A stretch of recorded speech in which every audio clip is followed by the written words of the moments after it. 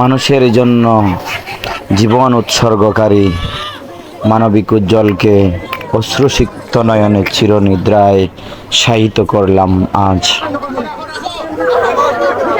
বাণীতে আছে, এমন জীবন তুমি করো হে গঠন, মরিলে হাসিবে তুমি, খাদিবে ভুবন। তাই আজ আমাদের এমন জীবন গঠন করে মানবিক উজ্জ্বল আমাদের ভুবনকে খাদিয়ে গেলেন। আসুন আমরা এই মানুষের জন্য জীবন উৎসর্গকারী মানবিক উজ্জ্বলকে একটু দোয়া করি, পরপারে যেন মানবিক উজ্জ্বল জান্নাতের উচ্চ মুকাম জান্নাতুল ফেরদাউস মহান আল্লাহ পাক রব্বুল আলামিন তাকে যেন দান করেন, আমিন। ক্ষণস্থায়ী জীবনে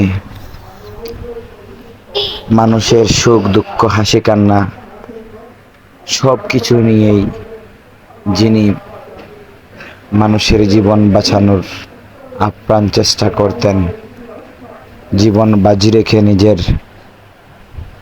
মানুষের জন্য নিজের জীবন উৎসর্গ করলেন, তিনি আমাদের মাঝে যুগ যুগ ধরে বেঁচে থাকেন। সেই মানবিক উজ্জ্বলের জন্য যেন আমরা দোয়া করি সবাই। আজ মানবিক উজ্জ্বলকে হারিয়ে অশ্রুসিক্ত নয়নে বিদায় দিতে হলো। আল্লাহ পাক রব্বুল আলামিন তাকে যেন কবরের জগৎ থেকে একটি বেহেশতের বাগান হিসাবে তাকে যেন কবরে রাখেন, আমরা সেই প্রত্যাশা করি। মানবিক উজ্জ্বল মানুষের জন্য জীবন উৎসর্গ করে প্রমাণ আবারও দিলেন, এমন জীবন তুমি করো হে গঠন, মরিলে হাসিবে তুমি, খাদিবে ভুবন।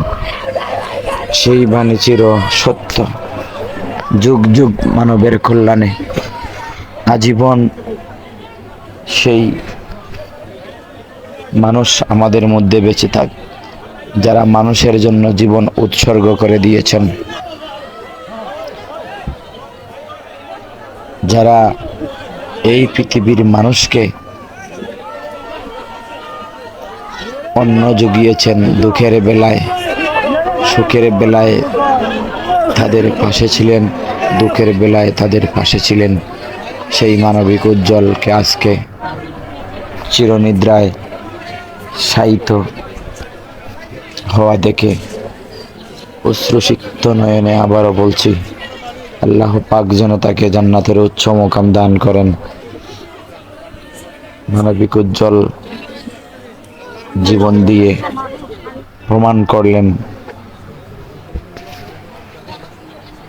মানুষের জন্য জীবন দিয়ে প্রমাণ করলেন মানবিক উজ্জ্বল আজীবন বেঁচে থাকবেন আমাদের মধ্যে।